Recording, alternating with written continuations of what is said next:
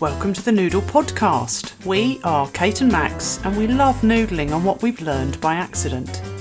This podcast is a space where we share how we get the best out of ourselves and the people we've worked with. In today's episode, we look at all the different ways we might hold ourselves back, undermine ourselves, or avoid facing into what we need to do. If you're of a sensitive nature, please be aware that some thoughts will actually be squashed in this episode. Good day to you. Good day to you too. So today's topic has been born out of a bit of reflection. Mm-hmm. We've come to the end of a long project with a lovely organisation that we're working with managers on lots of different levels. Yeah. You've been working with them for a couple of years, I think, on this programme. I always do this sort of this wavy shape because as I've been working with them, we have gone on a little bit of a roller coaster of discovery, insight, what makes me tick, what makes other people tick. And now we're just pulling together. So was the learning that we hoped people would get there? What did they get from it? There have been some surprises, haven't there? Yeah. And so some really good stuff's come out. But I guess we always challenge ourselves to say, okay, it's all right if everyone says, oh, this was great, that was great, really enjoyed this, or I've learnt that, is to say, okay, but what about next time? What are we noticing? What were the themes that we were noticing when we were working with these managers who are doing lots of different types of people management? Some have actually got line management responsibilities and others just need to be influential. Yes, work through other people who they aren't directly responsible for, which is really tricky. But possible. Yeah. So we started talking about, okay, but what was the stuff that might be in there that might be thematic, or I'm doing this funny shape with my hands, which is we started to notice there was some stuff that was a bit deeper, didn't we? Mm-hmm. Yeah. And one of those was around our inner self-beliefs, which sometimes end up sabotaging your best intentions. And we have a noodle on this, don't we, called Inner Critic. Yeah. But we thought, okay, let's just talk a little bit about the different flavours of those self-beliefs that can trip us up. The little voice that says, I'm not, or I'm too much, or I can't. And how can you address that to help you just move on and be your best self? And when you said little voice, I was thinking, and sometimes it's not that little, is it? Sometimes it's very loud in our heads going, you're rubbish, you're not good enough, that sort of thing. Yeah. And it can be quite exhausting debating with that voice and trying very hard not to show it outside because you have a level of responsibility. You don't want everyone else to know that actually you're wondering whether you're going to fail because you're trying to inspire confidence in the people around you. And the irony of that moment. If you're in a moment trying to do the piece of work that's important, then you get distracted by the thought about the work you're doing, and then you're not concentrating on the work you're doing. Is that why we call it self-sabotage? Is that? Yeah, because you do end up tripping yourself up or getting yourself in knots. So what are the patterns? Tell me. I think one of the biggest ones is fear of failure. I'm going to screw this up. And it might be something you've done plenty of times before or something you've never done before. But maybe your immediate inner thought is, I don't think I know what I'm doing. I'm going to stuff it up. I'm going to look stupid. And so you might end up kind of either saying you can't do it or making some excuses or that's not my job. So not feeling the fear and doing it anyway, but the reverse, feeling the fear and not doing it at all. Staying small, staying away from that thing that might cause pain or affect your reputation or whatever. So you can see that. But it means people can miss really great opportunities to try stuff out. And that's making me think about when you are progressing in your career as you move through the organisations you're working in and you have more and more responsibility. I guess that feeling of fear can become greater because you've got more to lose. Yeah. Do you think sometimes it comes out as resentment? The fear, it's easier to swap it into, I shouldn't be asked to do this. That's not my job. Yeah, okay. Why have they dropped it on me? Yeah. When actually it's, I don't know if I know how to do this. Yes. The way that we explain it. Yeah. Wow. Yeah. So it is easier sometimes to go, okay, it's over there, the problem's over there, that person, this system, this environment, it's not right, it's not fair, but really I don't know if I've got the skills.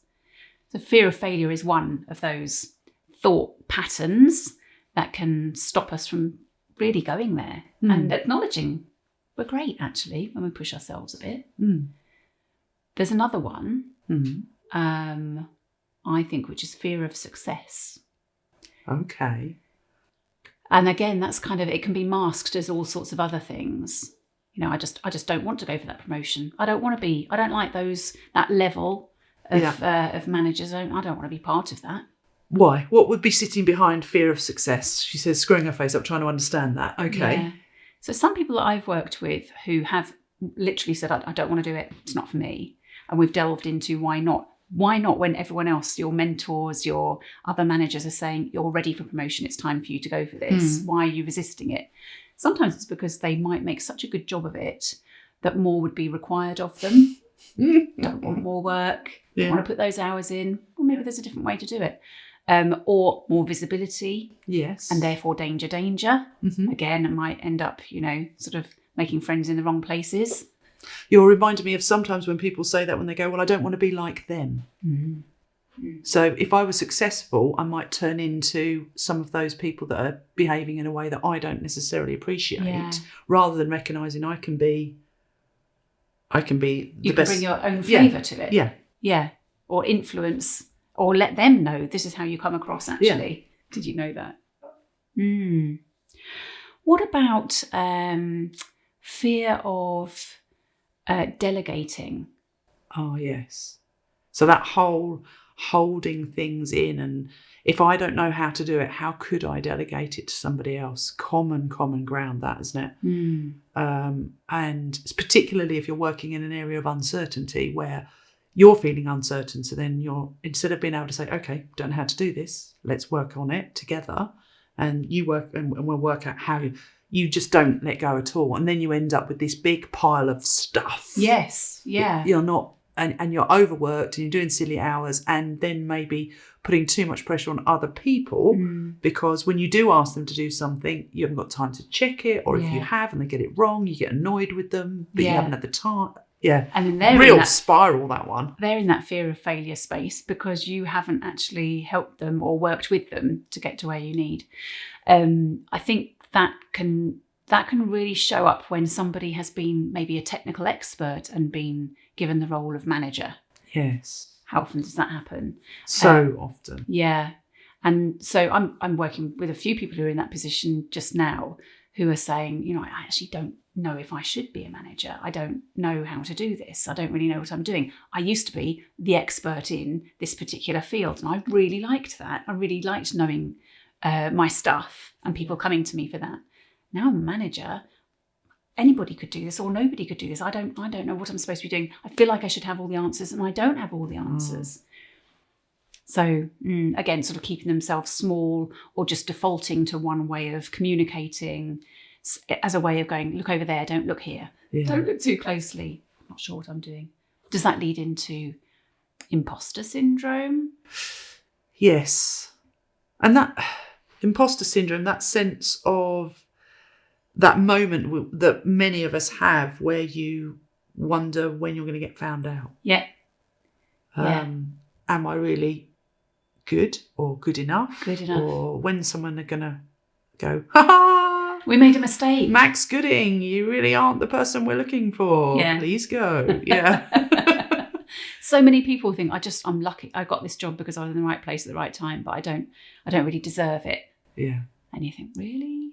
Yeah. Was everyone that stupid that put you into this role? And sometimes it's not a constant. So I'm thinking that there are moments or situations where we have a trigger that sends us into that thought process. It's not like, every day I'm feeling like I'm an imposter in my life. Yeah. Because I can think of a situation where I was working with my MD and I was helping her with how she was creating the narrative for communicating with the staff in her area and practicing it. And so it was both how she spoke as well as what she said. I was helping her with all of that. And of course, fast forward a few months, And I'm having to do the same with her sitting in the audience. So you were having to do a presentation using all of those skills that you had taught her. How did it go? Oh my God. I mean, I literally think the first probably 20 to 30 seconds, I was a combination of feeling like I was inside an ice bucket whilst sweating loads at the same time. Mm-hmm. And my tongue felt like it was the size of a pebble, because all that was going on in my head was, she's going to be looking at me thinking, well, come on then, show us how you do it then if you've been teaching me. And I just couldn't concentrate on the task in hand until I had finally managed to get to grips, because I just kept talking until I got into the thing, and then all of us, caught up with myself. But fascinating moment afterwards, thinking that hasn't happened for ages. What was going on there? Yes, being in the spotlight can really do that, can't it? It can be. So we were saying before, so what do you do about this? These self-beliefs that are pretty ingrained have usually they've started for a good reason. Yeah. I think that's the good thing. Instead of going, what's wrong with me? This is stupid. Oh no, I'm fluffing this up completely. It's quite good to go, I've got a real fear here. The feeling of hot and cold is telling me something. What am I afraid of? Maybe I'm afraid of making a mistake. So I have the perfectionist issue. You know, if I'm not 100% brilliant at this, I'm not going to even do it. It's not worth it. But thanking, or recognizing and then thanking the fear, is a really good technique for helping it to then move on. Trying to run away from it or squash it down doesn't tend to work. Or it might do short term, but it keeps on popping up. Yeah. Probably will keep on popping up, but going, why am I sabotaging myself here? Yeah. Why am I keeping myself small when I could be better? Why am I holding myself back from these opportunities because I'm afraid of failing? Maybe it means I need more development. Maybe I need to be shadowing somebody who does this. Maybe I just need to be honest and label, I'm feeling a bit nervous about this. Please be kind to me. Yes, yes. Thank you, fear. You're trying to help me with something, but I need you to get out of the way, because in my environment working, I need to do something else rather than listen to the fear the whole time. I really like that. And definitely, I guess, an amount of that happened when I unpacked it. And then the other thing in the moment about realising in the moment, this thing's got a grip of me. And that logical thought process is not quite so easy to do in that moment. So then I go to, 3 things I can see, 3 things I can hear, 3 things I can feel, so that I stop thinking about. So I go, oh, what can I see? I can see Kate on the sofa. I can see the speakers, and what can I hear? I can hear the lights work, whatever it is. But it's distracts. A very good anxiety reducing technique is to pick 3 things that you can see or hear or feel, even like the temperature. I mean, you could do smell, but I know just make your face go funny. I don't want to smell stuff. But yes, okay. Concentrating on your senses means bringing you back to the current moment. All of, oh no, the future is going to be terrible, or what did I just do, goes away. It's a mindfulness technique, isn't it? Or breathing. Take a breath. Breathe out first, then breathe in. Allows the oxygen to go to your brain and your fight or flight bit of your brain to just calm down a little bit, so your logical, rational self can take over. But I'm going to reel you back in now on the perfectionist thing you mentioned just now. Yes. Come on then. So where's the perfectionist mindset not helping you? I don't like to show my workings. Okay, so I like to be the finished article. That means I don't want anyone to know when I'm practicing something. And for me, I play piano. Well, I used to play piano and I love it. I really do. I find that a very calming thing to do. I find it hard to think about any worries while I'm in the moment playing the piano. But I don't want anyone to hear me practicing, because then they might think I'm not very good. And I don't have a keyboard with headphones. I have an actual old-fashioned piano and neighbours and people in the house. And I'm just very, very self-conscious. But how can I get to be good again unless I practice? And how can you enjoy it if you're not practicing? Because you're just so you're cutting out your enjoyment because of your perfectionism. I need to have a little chat with my inner You need critic. To have a word with yourself, don't you? One other thing I wanted to talk about just before we finish is a great book that I use when I'm career coaching called I Could Do Anything If Only I Knew What It Was, by Barbara Sher.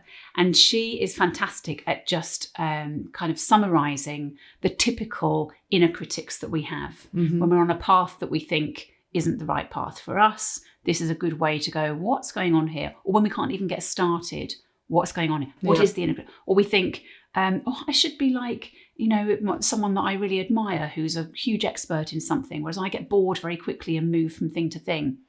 Okay, so what's your belief there? Who's right? Yes. And I'd really recommend that. Okay, that's giving away all your secrets, though. You do realise that. And I guess the segue for our next podcast for me is that a lot of these things that are going on for individuals can sometimes play out in the workplace in a different way. So it's not always obvious that people are dealing with these inner critics or self-saboteurs, and drama enters the workplace. Drama! Yes. So that's what we're going to talk about next time. Excellent. Okay. Cheers. So, see you next time. See you next time. You can find a reminder of the concepts and noodles we've mentioned in this episode's blurb and get daily snippets on Instagram at noodle_space. Don't forget to subscribe, share and leave us a review.